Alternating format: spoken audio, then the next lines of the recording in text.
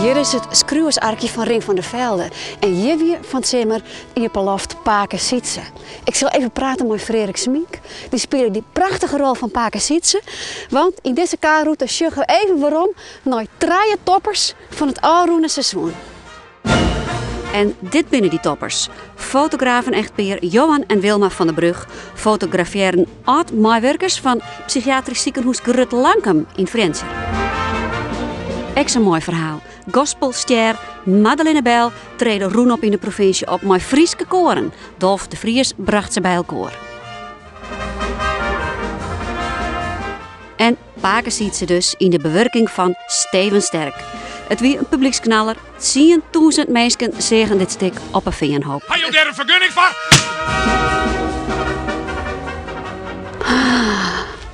Totaal orenverraad nou maar het is. Arkje luidt zo prachtig.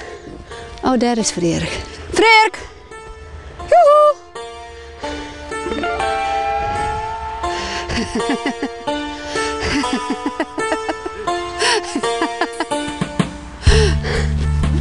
Heerlijk. Hey.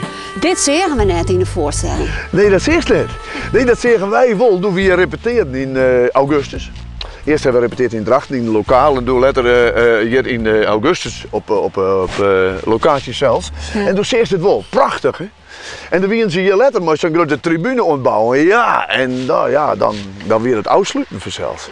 Dit weer wel de wereld van Rink. Dat werd erin. Ja, dit is de wereld van Rink. Zijn huisje, zijn petgod. Ja, dat is vanzelf. Alleen nog ik hier als speler, dat is geweldig. Ik mocht in het petgodje naast. Daar mocht ik opkomen, hè. Daar kwam ik met het bootje bij varen. Dus elke jongen, voordat dus die voorstelling begon, ging ik aan jellen van voor naar hinnen. En dan boomde ik, zei jelven dat petgod.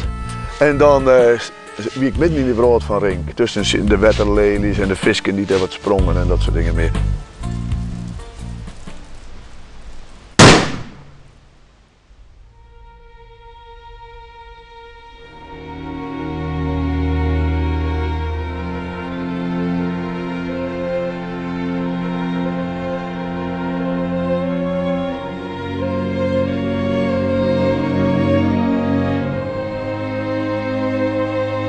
Alle keren als ik hier kom, dan knap ik op. Als je een keer een minnendij gaat of je bent wat zwierzettig en ik kom hier in het veld, dan jouwt dat verromming. Het is te green. In 1990, naar aanleiding van de verfilming van De Fouke, wienen we nog op bezieten bij Ring van der Velde op een veenhoop. Naar de hemel voor de vergetenen, geen wordt van trist. Het vertrouwde geer, beleefde die snel kist. Viel door de tijd voorin. En als het stil wordt, stiller nog. Jouw stomme doel. Het petgat en de ark binnen nou in beheer van het Frieske Geer. En dat alles is nou het decor van Pake Sietse. Een bewerking van het boek dat hij schreef in 1974. De tijd weer spiegel in een streel. Hast je het idee dat er een protte van Ring van der Velde in Pake Sietse zit?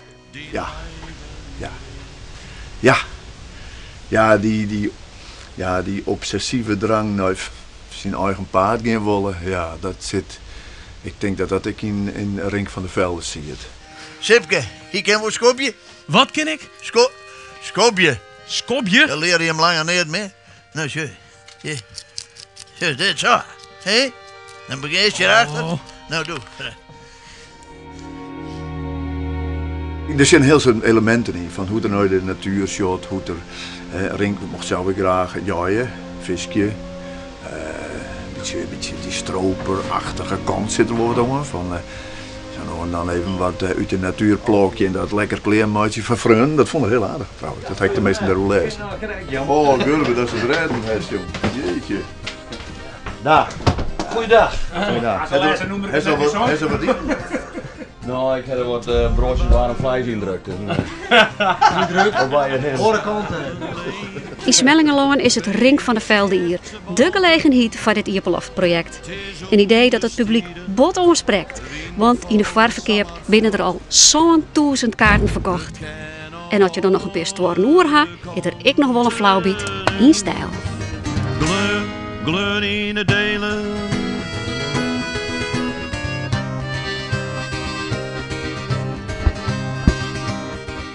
Vrouw van der Velde zal eregast wezen op een première. Maar ze is er nou even speciaal voor u. Dat ken ik al 25 jaar. Hé, hoe goed ik dat doen? Ik ben 25, toen heb ik Renke geïnterviewd. Nou, Steven went op een veen op en wij zitten hier dan, dus die kwam van gauw eens down om dat werk, dus een stroper, zullen we dat maar zeggen? Collega, ik vind het zijn mooiste boek, een van zijn mooiste boeken, maar ik vind dat in dat boek de thematiek van Renke het beste naar voren komt, het mooiste naar voren komt. Het is een heel mooi verhaal, mooi gegeven, man iets voort. Die komt na 50 jaar weer om en zal de trieën van zijn leven maar oppikken. De wereld is verloren, dus een confrontatie met de nieuwe wereld. Fieldman versus Stedlingen, zeg maar. Maar ik confrontatie met zijn band. Goeiemiddag, allegere. Tja.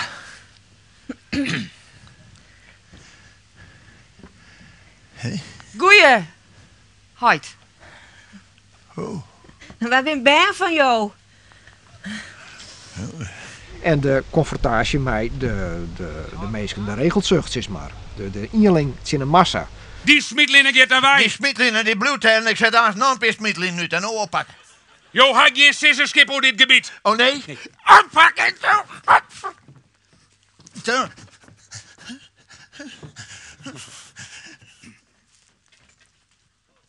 Dat is een vuurwapen. Hij je daar een vergunning voor? En nou dat stuk voorbij is, je hebt 20 keer spelen, is er nou iets daarvan in die oorbleur? Nou, ik moet eerlijk zeggen, ik ben een jongen van Gasterland. En ik kom uit de Boskoeken bij. En er kwam weer iets waarom in mij van dat wij als jongens altijd in de bos boten. Hutten bouwden, een zochten. En dat die vrouw heeft hier ook wel een beetje tussen het bjemtespul in. De biertjes en zulke wat in. Zulke ekers, die, als die stasjost, die heeft in Gasterland ik wel in de bosken voorhuis wat wij zijn. Zullen ik drinken? Daar komen ze weer. De groet naar Rink. De groet naar Rink.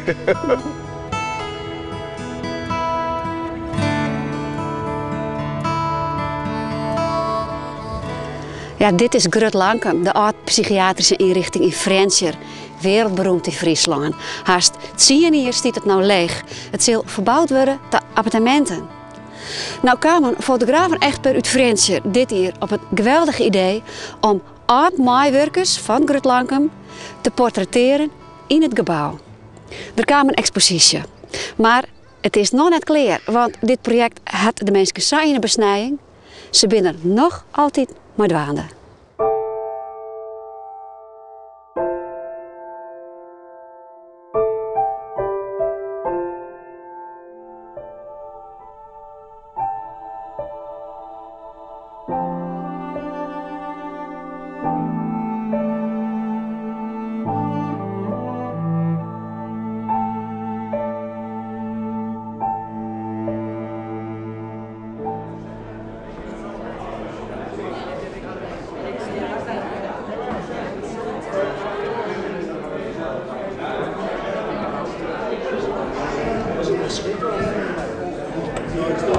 Bedankt dat jullie dit gedaan hebben. Het doet zoveel emotie bij de mensen die daar hebben gewerkt. Mijn man heeft er 40 jaar gewerkt. Nou, ik merk wel, hij kon bijna even niet vertellen meer. Zo mooi vind ik het. Er binnen net volle mensen in die periode. Ik vind het geweldig. Er werden weer oude herinneringen weer erop halen dat je erg nou, ik ben er al een heel soort jaar wie dat we doen. Maar ik heb er in vrij moeilijke tijd heb ik te werk. Want in 1950 kwam ze hier is geen medicijn van de mensen om de resten te houden. Dat was een vrij moeilijke tijd toen.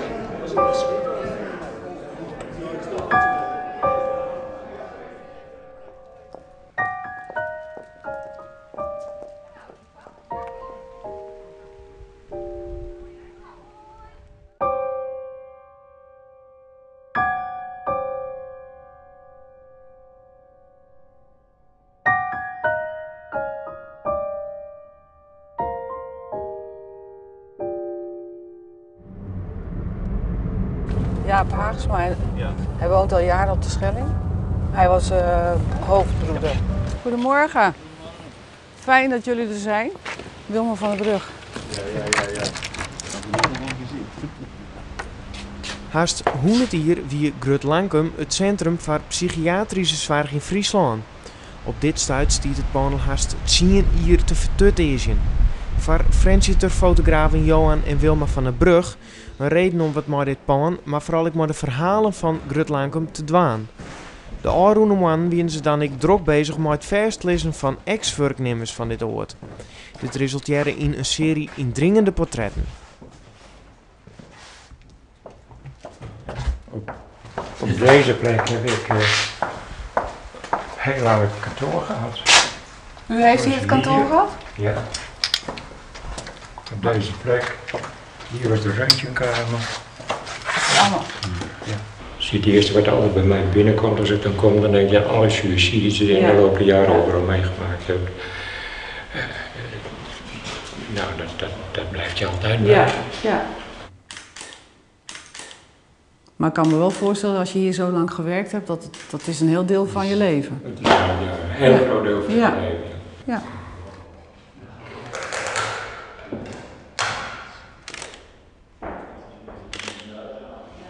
Nou, komt u maar. Mooi. Ja, het pand is zo belangrijk. Hier is het gebeurd. Dus hier krijg je de beleving van die mensen die telkens terugkomen. Dus je kan natuurlijk een heel mooi portret maken in een studio, maar dan krijg je natuurlijk nooit die uitdrukking of nooit dat stukje extra wat erin moet zitten, dan dat je hier gaat fotograferen. Want hier komt alles terug en dat gaat vanzelf, je ziet het. Ik bedoel, je hoeft hem niet, Haagsma ook niet zoveel te vragen. Hij komt gewoon met zijn verhalen en hij raakt vanzelf, je stapt als het ware even terug in de tijd. Dus je moet zich een beetje voorstellen, in de beginjaren dat ik hier kwam zaten er 160 op deze afdeling. Ongeveer de aantallen. Die zijn later gereduceerd tot 80. En dus het eigenlijk ook, ja, die aantallen moet je aan denken. Op zo'n halve vleugel zaten. Ja, veel mensen. Ja.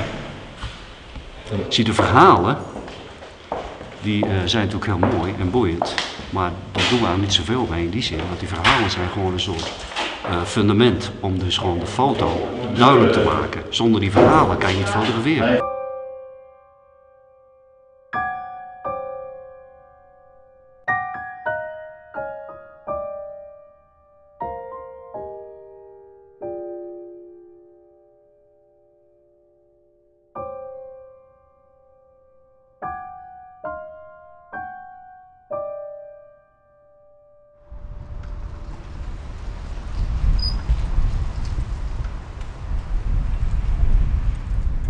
Bijna iedereen zegt ook wel van, wat zijn we toch ook vaak bang geweest dat we hier liepen, maar we waren ook nog maar 18 of 19 jaar. Dus dat is ook wel iets wat eigenlijk bijna iedereen wel vertelde. Je stapt in een project en dat doe je vrijwillig, maar dan weet je niet precies wat het met jezelf doet. Hierin. Ja, je gaat op vakantie en dan heb je toch nog wel gesprekken. Je loopt door zo'n gebouw, je merkt dat dat ook iets met je doet.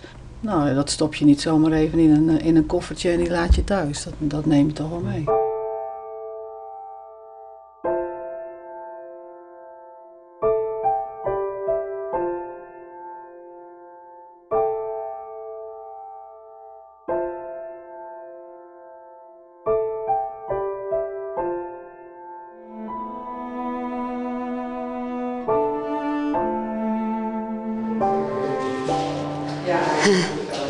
Hey.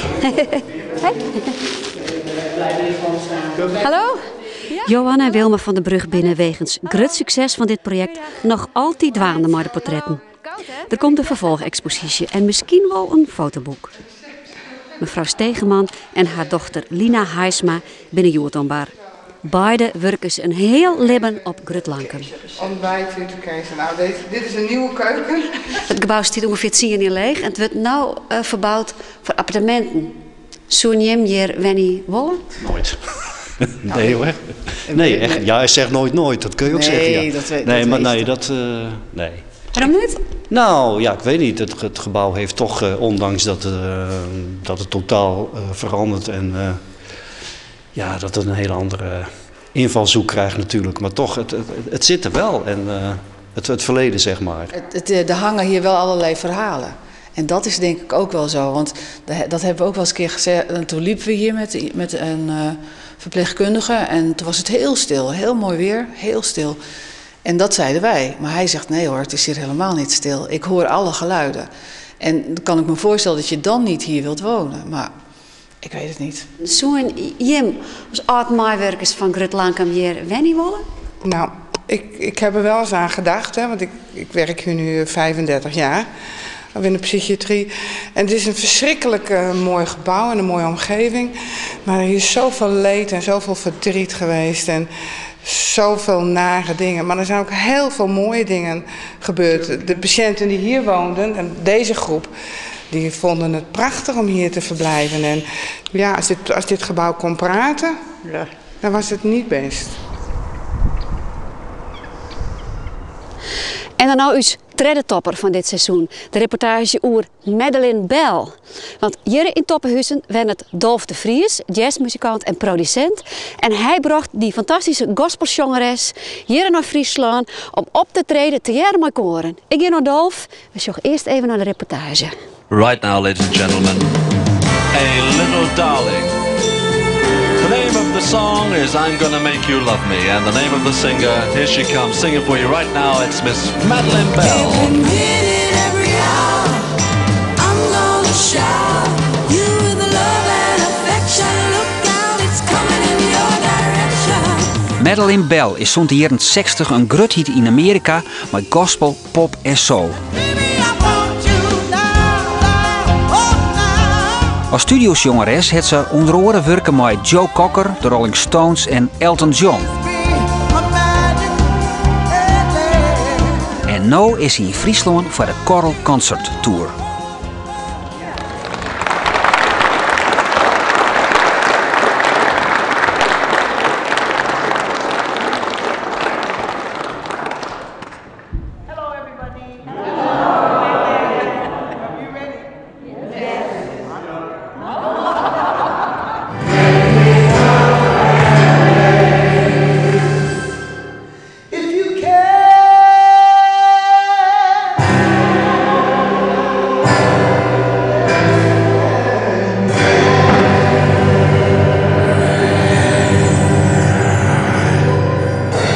Madeleine houdt net van hotels en taxis, dus is er deze maand uit van huis bij producent en pianist Dolf de Vries in Twellegeer. Dolf is door de muziek een goede vriend van Madeleine.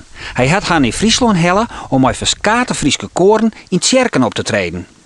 It's nice to know that there are so many choirs, you know, because it's like people don't go to church anymore, which is sad. Last night the choir was so good. And the night before in Heerenveen there was a young choir and they were all in white and it was all fresh and everything and they did the old rock, you know, the gospel rock as we called it, yeah. So it's great. I mean, it's so nice that Holland still has a lot of choirs all over the country, which is wonderful, yeah. Ik zou niet op het idee gekomen zijn als ik niet op een gegeven moment in de gaten kreeg dat er zoveel goede koren zijn en zoveel mooie kerken. Ik woon hier al wel 20 jaar in Uitwellingenga. Is dat trouwens ook een heel mooi kerkje. Maar als je erin verdiept, dan kom je erachter in schitterende, grote, mooie, goed klinkende kerken. Met toch ook heel veel goede koren. En ook heel veel interesse gewoon ook voor de koormuziek.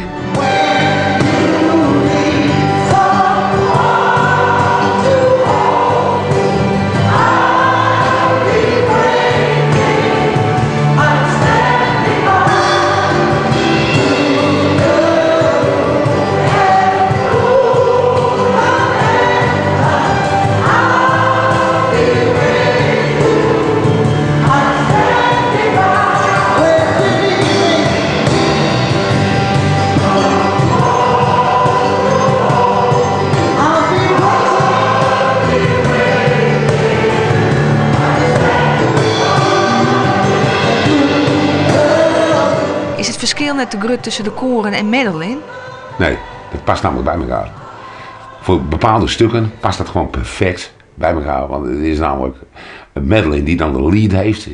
Die zingt een song gewoon als solist. Ja, met koor. Je moet het koor zien als een orkest. Je zou dat met orkest kunnen doen, maar deze muziek moet met koor. The choirs here are completely different to the choirs that I'm used to. I mean, the choirs I'm used to, we used to rock.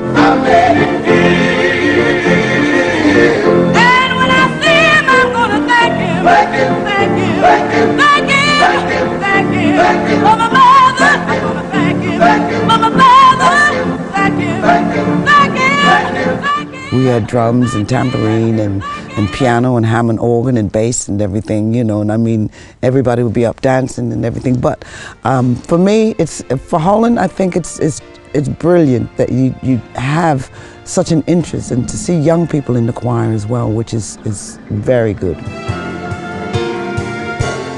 If you feel alone, just look around you and call my name. You'll see me there. I won't let. Op het moment dat de koren met haar meezingen ook, is ze geneigd om gewoon haast tussen ze te gaan staan. Dus met hun dat samen te doen. Maar goed, daar gaat ook weer terug naar waar ze vandaan komt. Dus zo uit Amerika.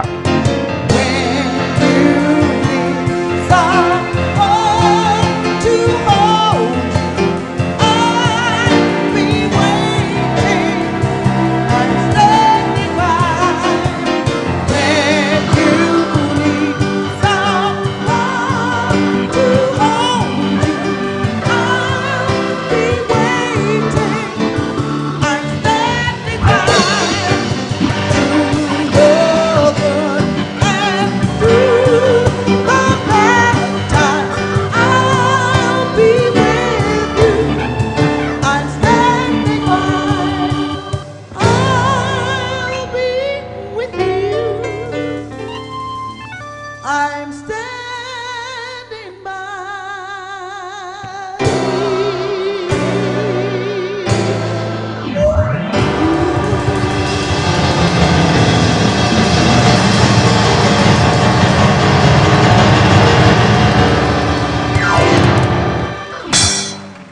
Met Ax net Madeleine een soort van masterclass Jan aan Frieske koren om Wat een gospel. idee! Wat een idee. Nou, ik heb wel de indruk dat de mensen het wel willen. Ja, want mensen vonden het wel heel interessant, net volgens mij. Ja, maar zo sta je bijvoorbeeld als koor, zei je vaak, hè, als je dan staat te zingen, sta je met een boek in de hand. Ja, dat doen ze in Amerika natuurlijk ook niet. Die hebben geen boek, die leren uit het hoofd en dan ben je ook losser en dan kun je makkelijker bewegen. Madeleine deed ook wel een paar keer dat iemand het boek gewoon uit de handen nam. Keurig op een stoeltje gelegd, zegt ze van, oké, sing a move. It's California, it's cold and it's damp. That's why the lady is a tramp. En dit is het nieuwste project van Dolf de Vries. De Britse Sinatra-jonger Stephen Triffitt. Daar wil ik graag mooi op tour en graag ook in Friesland. And she'd never bother with some bum she'd hate. That is why this chick, she's a tramp. Ja, Madeleine Bell die een masterclass jouwt aan de koren in Friesland. Hoe ze swingen en rocken moeten. Dat zou ik wel zitten. Wij zijn de na week weer, maar echt naaie reportages. Onder andere oer Tetmanstaten. Een aardig idee van Buog, baseerd op het Rosa Spierhoes in Laren. Dat is een tehuis voor ouderijn, voor alleen nog maar mensen uit de artiestenvraag. En nou dus de Friese variant ervan. Dat en andere dingen, na week in elkaar route.